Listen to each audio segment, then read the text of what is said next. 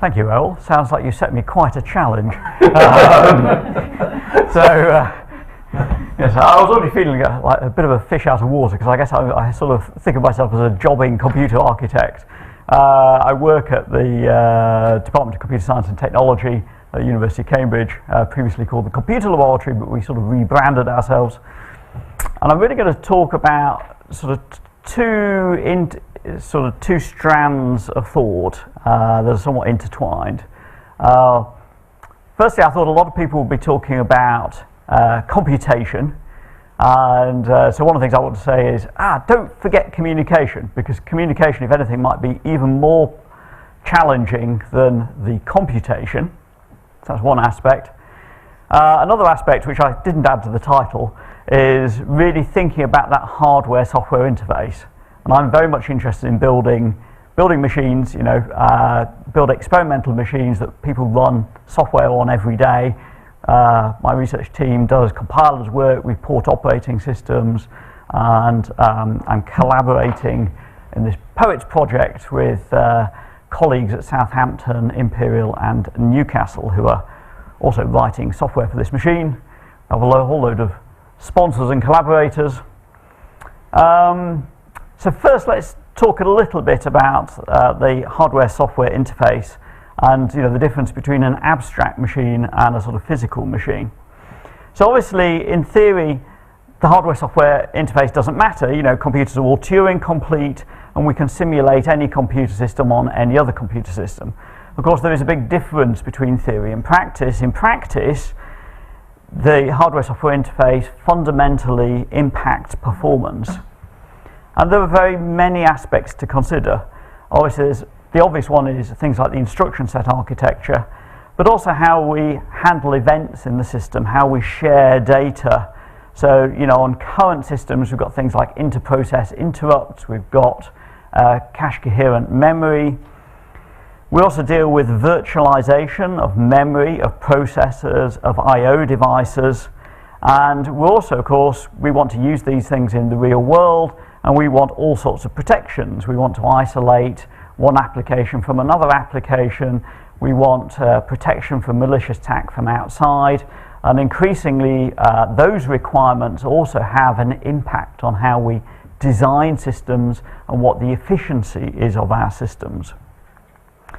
So let's think a bit about computer architecture drivers. There's various obvious things. So, a lot of classical computer architecture is driven by benchmarks.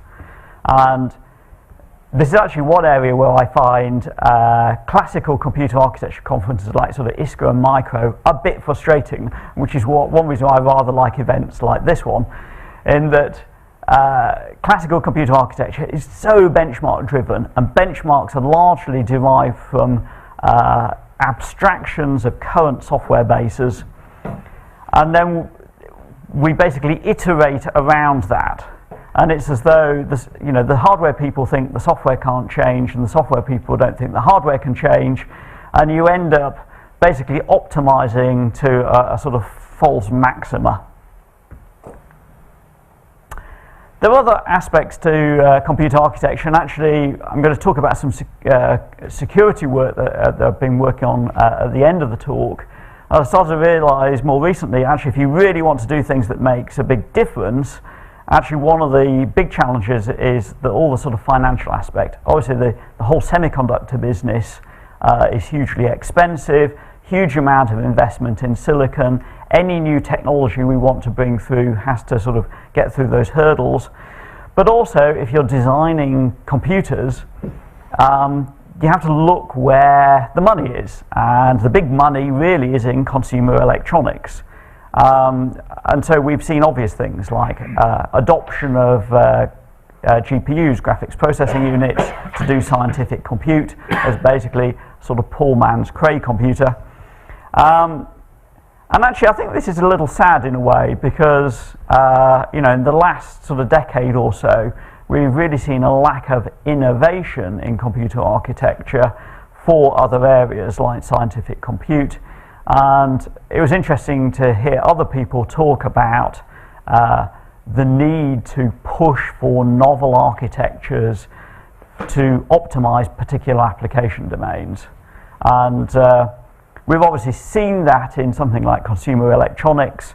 So for instance, a mobile phone or a tablet will have, a highly optimized video codec built into it, for instance, H.264, so that you can play movies and the battery life is incredibly good, and basically almost all the rest of the machine shuts off. You've just got the display and that video codec going, and that's fine because there's mass market appetite for it. But there are interesting questions. How can we introduce things to tackle other more niche areas? I'm afraid even scientific computers, comparatively a niche area, and yet work within these sort of business constraints.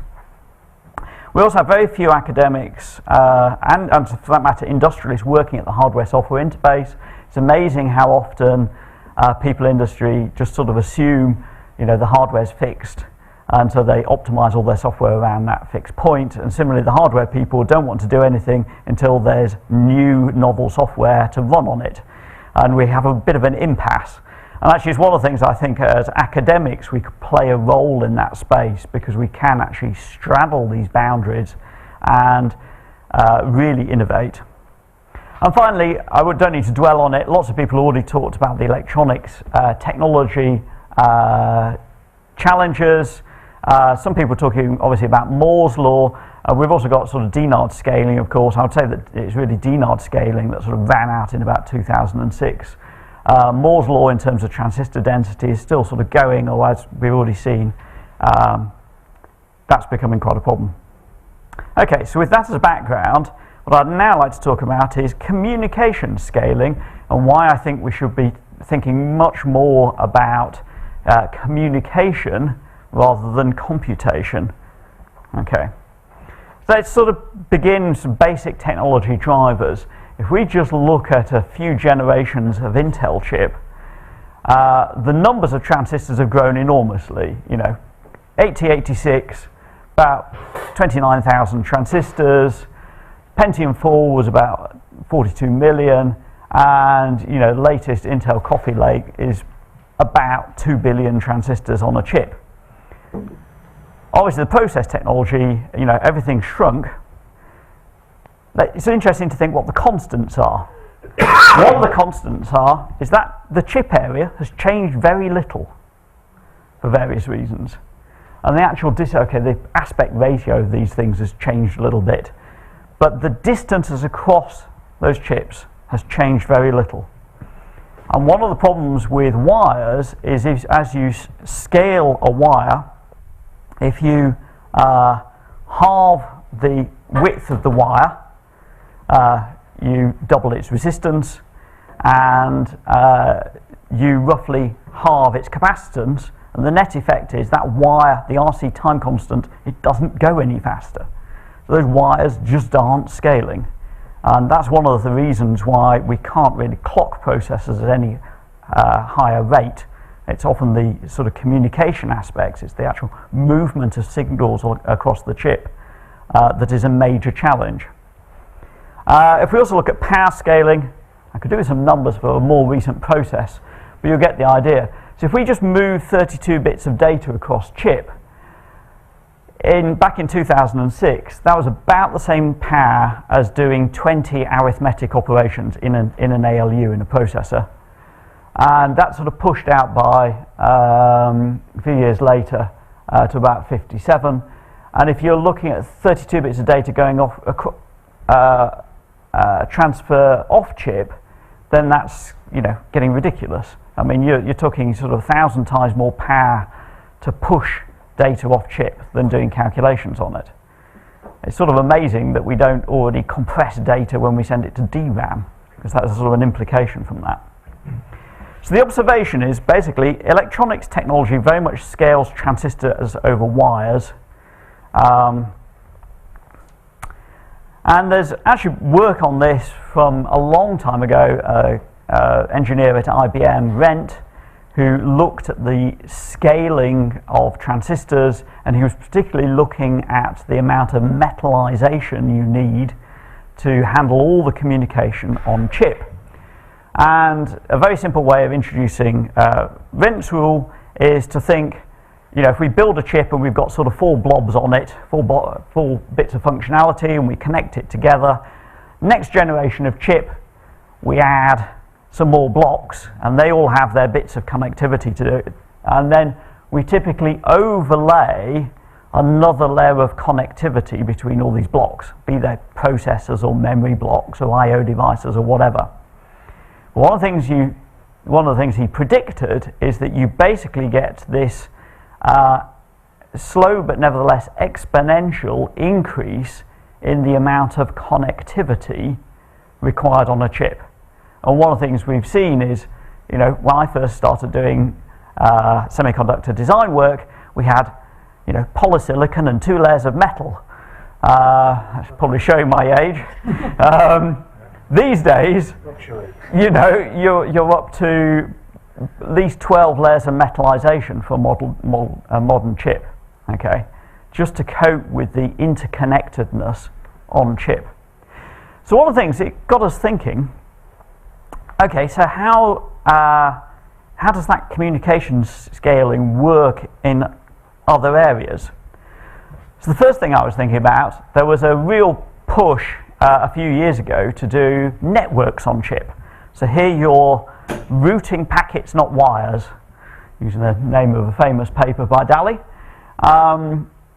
So if you're dynamically routing things on chip rather than statically routing things, does that fundamentally change Rent's rule? And I had a very bright PhD student, Dan Greenfield, who started to look into that, and he realized that no, fundamentally it didn't change. I mean, it shifted things by a constant factor, but it didn't fundamentally change things. Then he started looking at software. We started thinking about communication patterns in software. And by communication pattern, I'm thinking about producer-consumer relationships. When you produce some intermediate result, when does it get consumed? And if you look at all that interconnectedness, you can start getting an idea on limits of parallelism for algorithms and so on. And we started to realize that for software, you also often got Rentian-like behavior. So that's interesting. So, basically, often the more complex, the larger a piece of software gets, the more communication you have between components. And then Dan started thinking more about other big parallel systems. So another example of a big parallel system are mammalian brains. So he and I did some work with some neuroscientists, thinking about how does the interconnectedness scale in mammalian brains, and discovered that that's also Rentian. So it's one of the papers we published with some neuroscientists looking at the topology. So that's kind of interesting. This seems to occur in many spaces, and whilst we can't say that it's a fundamental limitation, it's something, that sort of pattern seems to appear in many places. So really, my argument here is that we shouldn't be thinking purely in terms of computational complexity, but we should also think in terms of the complexity of the communication. And I think that's really quite important. And I was thinking, about this when I was hearing talks earlier today, and particularly when you start using analog circuits, for instance, to do computation, that then becomes the interesting question: how do you move the results from that analog computation from one place to another in a reliable manner? And that's a big challenge. Okay, so if we want to explore communication-focused computer systems, how might we go about it? And this is, if you like, partly what we're doing on the POETS project that I briefly mentioned at the beginning. So we sort of need a laboratory or sandpit to work with, and we're currently building such a thing out of field programmable gate arrays, and as I said, I like to build things. So this is just an example of a box, not a particularly good picture, but basically 6 FPGAs in a box with a conventional server class motherboard with an FPGA bridge board, and we can run a system that basically has sort of 6,000 threads on that, and then we can scale these things up to many boxes. So pros and cons of using FPGAs. So FPGAs are just reprogrammable logic. It's sort of uncommitted arrays of logic, widely available, which is great. Allows us to experiment with new computer architecture. Critically, it has very high performance interconnect. So you get very high performance FPGA to FPGA interconnect, and you get very high performance external memory bandwidth, and it's manufactured on cutting edge silicon. The disadvantages are that the logic fabric is fundamentally slower than full custom logic, usually by about a factor of 15. But nevertheless, often much better than if you're prototyping something on a much older silicon process. Mapping algorithms to FPGAs is quite hard work. People do it. But that sort of motivates the need. No, that's got a moved position. Ah, the powers of PowerPoint. What's supposed to be down here? The sort of mapping algorithms to FPGA sort of motivates the use of some sort of overlay architecture over that FPGA structure. Let me tell you briefly about an overlay architecture we're working on at the moment, which is basically a highly parallel, highly multi-threaded processor core called Tinsel, which is actually based on the RISC-V instruction set architecture. We're keen to hide communication and memory latency, and that's one of the reasons for doing a multi-threaded processor. So if one thread's busy fetching stuff from memory, another thread makes good progress. And we're very much focused on throughput rather than single thread performance. So it's quite a different processor design to something you get commercially. We've got distributed memory, nothing very exciting about that, but we avoid the complexity and overhead of cache coherent memory and instead use message passing. And obviously message passing networks have been looked at many times before, but is still worth revisiting. We're very interested in efficient transport of short messages and having very low latency communication. And this really pushes the architecture in a very different space to anything you'd buy commercially. Because most communication mechanisms deal with large packets and there is substantial latency and often quite a lot of jitter on that latency. So each of these Tinsel cores supports sort of 16 threads, which we call P cores. I'm then going to sort of build things up. So we've got a Tinsel tile. So we've got 4 of these Tinsel cores along with a shared floating point unit, a partitioned data cache and a mailbox. And the mailbox talks to an on-FPGA network, and then that goes off FPGA as well. We then sort of zoom out, if you like.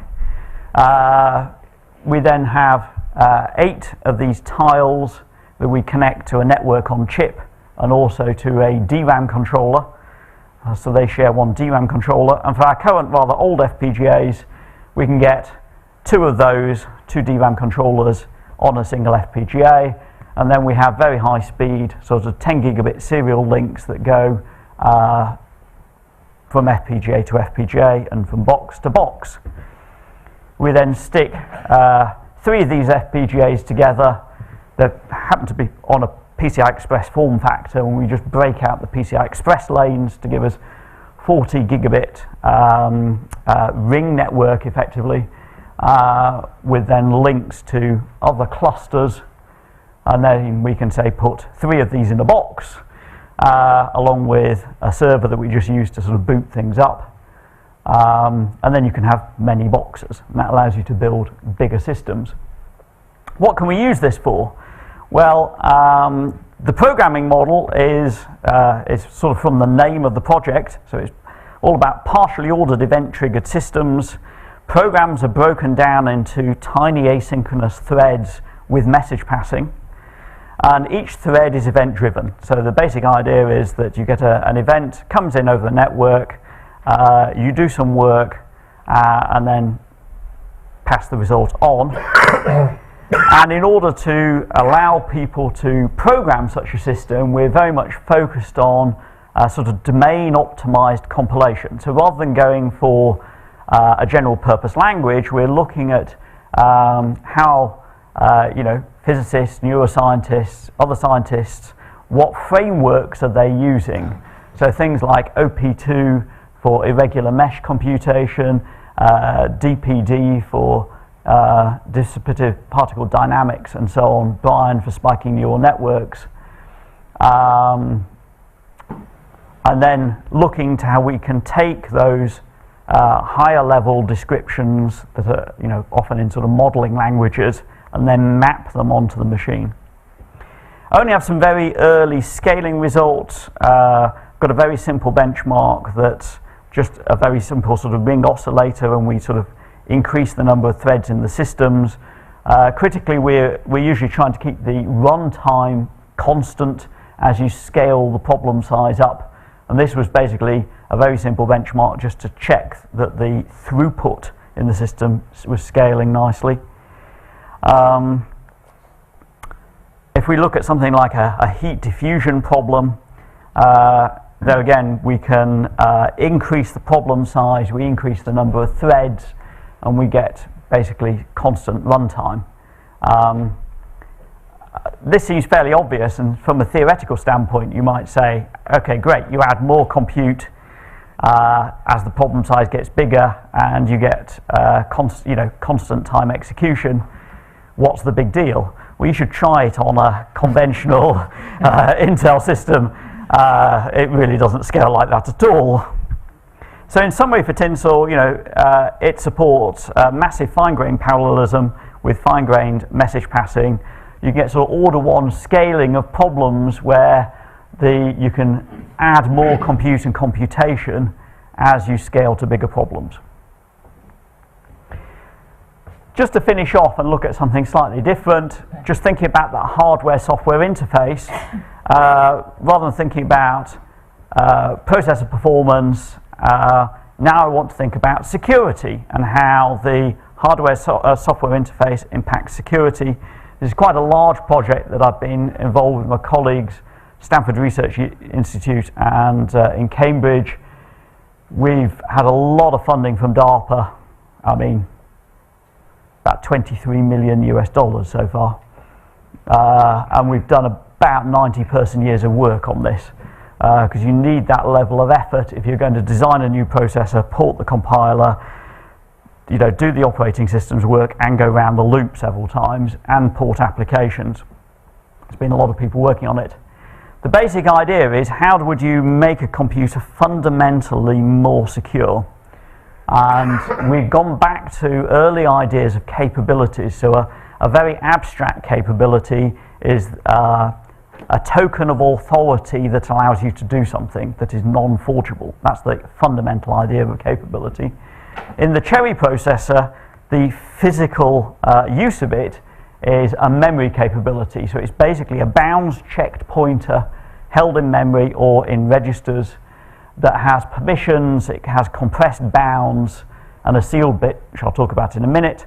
So we can basically turn all pointers from 64 bits into 128 bits to give us a lot more protection information. In its simplest form, and it has a validity tag as well, that's very critical to the security argument. Those bounds simply point to a region of memory, and that address, if you dereference that address, it must be within those bounds, otherwise you raise an exception. Very simple. The interesting thing is what you can build on top of it by way of software. The other thing we add is a notion of sealed capabilities, and I don't want to dwell on the details, but give you a bit of a feel. The idea here is we want to be able to form compartments, and we can describe a compartment in terms of a code capability and a data capability pair that point to the code and the data for some compartment living in memory. And those can be sealed, and once those are sealed with a unique object type, so we have an object type, once these pairs are sealed and the object type identifies that these pairs of things are linked, you can't dereference them and you can't modify the capability. We've got more compressed bounds, a sealed bit, and so on. Then the this pair of capabilities that are sealed, that you basically can't do anything with, once you go through a C call, which is a call into a compartment, those basically, the hardware simply checks the object type and then unpacks them into non-sealed capabilities. So you've got a program counter capability that points to the region of code you want to execute, default data capability that gives you the base region of memory you can use, and you can then pass other capabilities in as needed. And that's a bit like a function call, except it actually allows you to transition from one protection domain to another, and that allows you to build all sorts of abstractions on the top and think about mutual distrust and all sorts of things. I could whittle on for hours about the Cherry stuff, but I will draw to a close. Why are we doing this? Well, people are very interested in how you use compartmentalized code, and even in the consumer space, something like a mobile phone, so Android and iOS. For instance, in iOS, on your phone, if you pop up the little keyboard to type something in, that little keyboard runs in a separate process. They use process-based isolation. When it wants to figure out how to do key completions, it will want information, for instance, about your address book. But Apple don't allow the keyboard to talk directly to the address book. So the address book runs in another separate process to isolate that. And you end up with these very long chains of processors. And actually, it's quite expensive. It really starts hitting performance. And in fact, the processors that Apple build for their phones have enormous translation look-aside buffers to cope with the fact that you have to deal with many virtual address spaces. But it doesn't scale beyond about 50 compartments. So with Cherry, we have something that scales to arbitrary numbers of compartments. And moreover, even if you just have 2 compartments, so here we've got an example. The red line is basically process-based compartmentalization. So this is where we've got 2 processors. We're running a very simple ping-pong test where we're communicating using a pipe. It's a log-log plot. You should always be suspicious of log-log plots. So we've got the payload on the bottom increasing, and we've got the number of clock cycles. Now, if we're down at this end, if we're just communicating a few bytes, then it's well over 1,000 clock cycles to communicate to a process and get data back again. If we look at Cherry-based compartmentalization, and here, critically, we've kept much of the software abstraction layer the same, we're getting a 99% reduction in overhead, and we're getting down to something that's much closer to a function call, and yeah, we've got complete isolation. And even if we're dealing with very large amounts of data, we're still getting sort of 20% overhead reduction. But most of the stuff that actually something like phones and various things work on are often down in this space. So we get huge performance improvements. Okay, I've got to draw to a close. So summary about the Cherry stuff. Just adding this capability structure basically gives the hardware a bit more semantic knowledge of what the programmer intended. In particular, we can get rid of all buffer overflow attacks. We can get rid of all return-oriented programming attacks. We also move towards the principle of intentionality. So the code runs, it's much more likely to run as the programmer intended rather than as the attacker tries to trick it. So we get pointer integrity, we get the bounds checking for free, eliminates buffer overflows, buffer overread attacks, simply by recompiling buggy code, like the TLS stack that was vulnerable to the Heartbleed attack. For instance, you just recompile the code with our compiler. It mitigates the bug without even realizing there was a bug in the first place. The efficient compartmentalization also allows us to really start applying fundamental principles like the principle of least privilege, because you've now got a very efficient way of describing compartments and using compartments. And that's very important because it mitigates, if you can break code up into compartments, it mitigates both known and unknown attacks. And you get enormous performance improvement over process-based compartmentalization.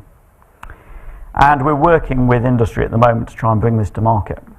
So concluding the whole talk, So clearly the hardware-software interface makes a huge difference. So we've seen for Tinsel, just adding message passing, really thinking very carefully about throughput and so on, means that we can have an architecture which gives us these nice scaling properties. Cherry can give us 100x more efficient compartmentalization just by improving that hardware-software interface. And basically, final message is, I think we just need to be bold. There should be more of us optimizing at that hardware-software interface to tackle fundamental challenges out there. People talked today about scalable parallel compute, but also think about communication. And we've also got challenges like security and so on. Thank you. Thanks very much. Since we've cut into the questions part, I think we can move the questions into that and make it all part of a more general discussion. Is that all right with? Yeah, that sounds fine. Yeah. Yes, please. Thanks for a very good talk. I'm very interested by Tinsel. It's very hard to write code that can really exploit massive parallelism, and a lot of the easy wins have already been achieved on GPUs. But where do you see the sort of the niche for Tinsel type architecture? What can it do that a GPU can't? So I think GPUs are great if you can map it into that form. So there's a couple of things. The really obvious one is, as soon as you've got a problem that really needs more than one GPU, if you don't have a lot of communication between one GPU and another, that's fine, that works. As soon as you've got something where there's a lot of communication needed all over the place, it just doesn't scale.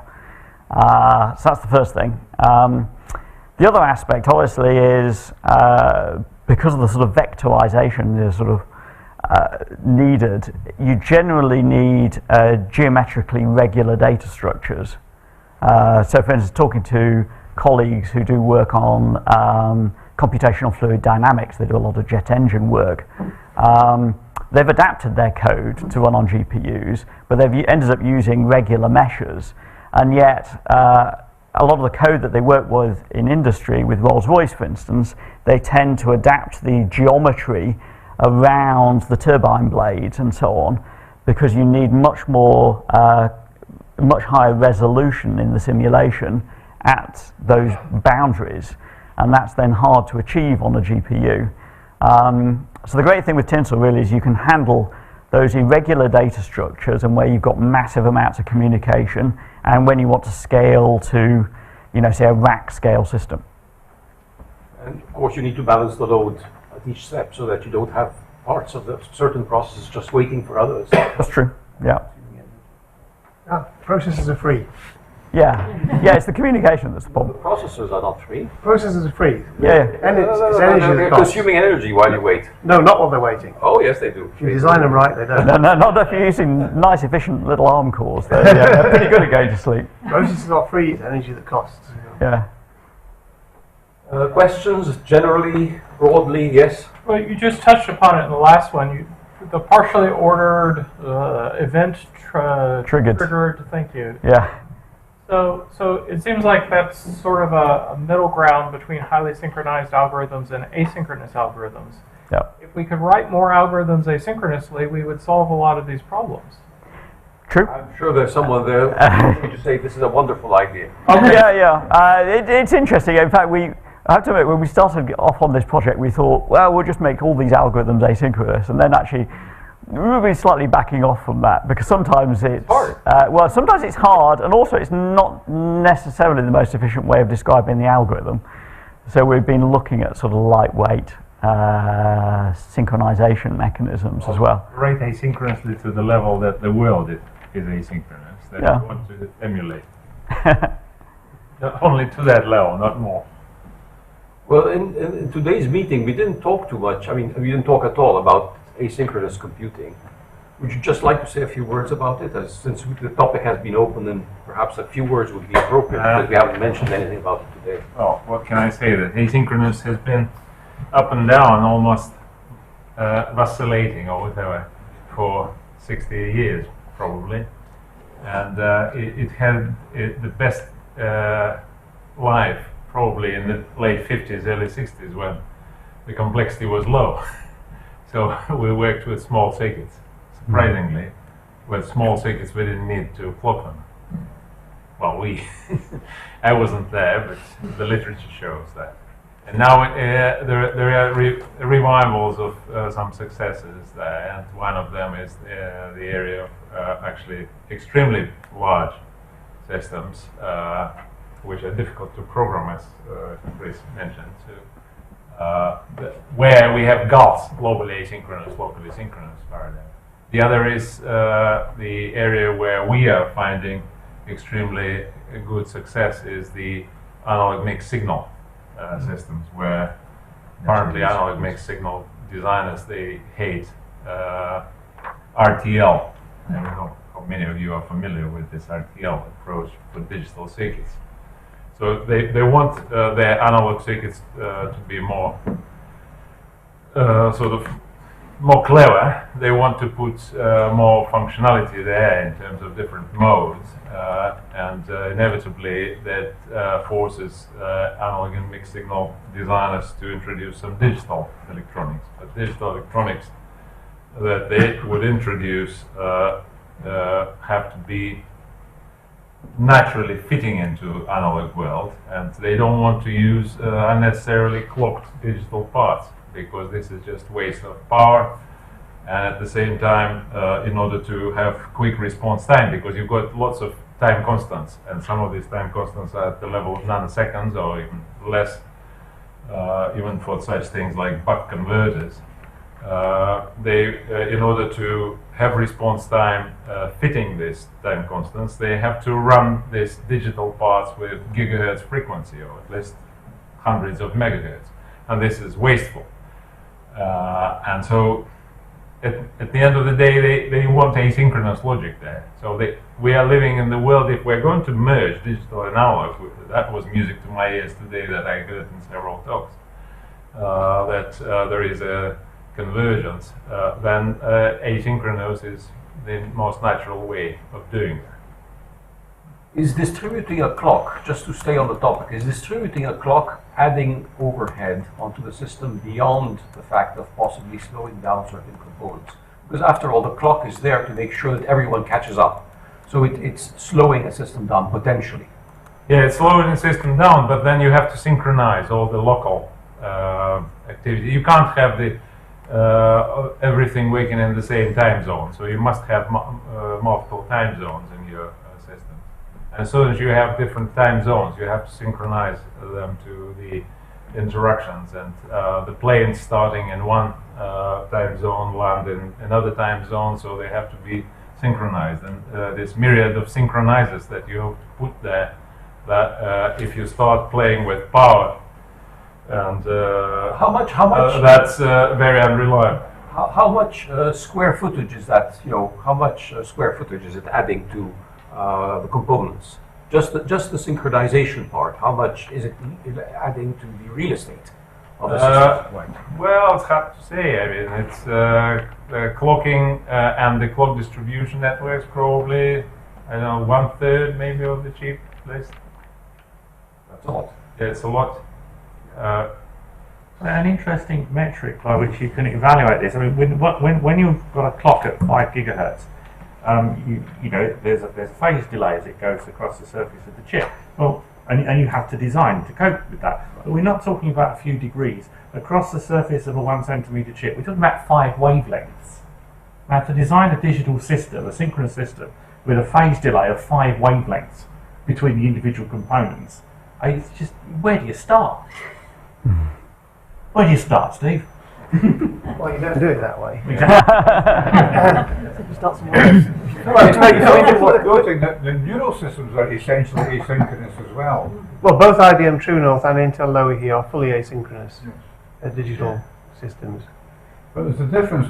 I mean, real neural systems, in a sense, every single element in the neural system is always working. You've got all these neurons, they're all actually doing something at the same time. They don't go at 5 gigahertz, though. No, they don't go at 5 gigahertz. But then you don't have 10 to the 9 or 10 to the 10 of them either. That one. But in electronic systems, very often, particularly for the kind of system you were talking about with Tinsel, it reminded me a bit of a data flow type system, where kind of actor kind of system. But there, what you've got is you've got all sorts of microprocessors that you might want to run. But they're not all sitting waiting to run. You're putting them onto processors as you want to run them, and then you put something else to replace them. So there's a sense in which there's a different kind of implementation taking place between, say, something like Tinsel, which is asynchronous, the sort of logic you're talking about is asynchronous, and actual neural systems, which are also asynchronous. There's other aspects in there as well, related to the extent to which they're actually all implemented. I mean, Tinsel in some sense owes its heritage is from neural systems, ultimately. We were inspired by you, Steve. Yes. It looks a bit like something from earlier. There's a question in the back. Can I just pick up that point about synchronization, which is that if synchronization is difficult, expensive, or indeed making it impossible, then the answer has to be that you develop algorithms that do not require synchronization and push the problem back to the algorithm designers and say, how do we work with algorithms that are, prone to gaps, prone to errors, that are probabilistic, or that give us answers that are only approximately correct? Well, there's that, and there's also. I'm old enough to have been in a graduate school where I was taught about race conditions. So how do you design a synchronous circuit so that they work? It's also it's very deeply ingrained in the computer science community that computation should be deterministic. And Spinnaker is a completely non-deterministic architecture. Yeah, you can do the same computation twice and get different answers. But I think even they're both right, so it doesn't matter. But I think even if you do want it to be deterministic, it can still be asynchronous. And sometimes we find with something like the poet's work, the Tinsel architecture, is it actually you end up going back to the underlying mathematics and say sometimes you're just basically accumulating results from a number of places, and so long as you've got a commutative operator like addition, you can receive those results in any order, sum them up, and you know when you've done because you're counting some number of inputs before you produce the result. So sometimes we find, as I said, just by looking at the algorithm in a different way, looking at the underlying mathematics, you can then map it very efficiently. The other thing I will say is sometimes it is useful to have a notion of time in a system, and I think one thing that I think people do get a bit confused about, in a conventional clock digital system, you're trying to basically propagate a clock edge so that it appears everywhere simultaneously, and that's very hard to do. But one thought is that actually distributing time is much easier. If you simply want to distribute a frequency, that's a much more tractable problem than trying to distribute a clock. And sometimes you simply want to know that things are progressing throughout a system at a given rate, and sometimes that may be sufficient rather than actually having the exact clock edge appear everywhere. Some people might argue that it's a distribution of clocks that killed ATM, asynchronous transfer mode, because of the complexity of the systems where a clock had to be distributed over miles, hundreds of miles, thousands of miles, to make the system work. Errol, I think there's a question there, and if Sorry. you might just want to finish Just up a quick after comment on the determinism. I think it's a bit of a myth that current computers are deterministic. As soon as you go onto GPUs, they're non-deterministic, exactly because of the commutative operators not being commutative if you have rounding errors. And so on GPUs, you regularly see it, we do it all the time, you run something twice and it gives completely different results. It's totally normal, it's nothing wrong with the algorithm. Don't let Paul get a word in. You programmed it wrong. That's because you programmed it wrong. No, literally. So if you're careful with this, you can get the right answer. You can get it deterministically, you can get the same one every time. We've worked on this with industry partners who absolutely require bitwise equivalence between CPUs and GPUs, and they achieved it. Well, we can achieve it, but then you lose a lot of the speed of the GPU, and it's not guaranteed that the result that algorithms. I think that one you might need to discuss over some wine. I will kind of interrupt you. You know that I have a positive announcement to make. just by reading the program, I see there are drinks available. Yeah, I've got a couple of So announcements it's to like make the kind of about thing we're talking about now can be carried over into the drinks Yes. session. So just very quickly, thank you very much for doing an excellent job in the chat.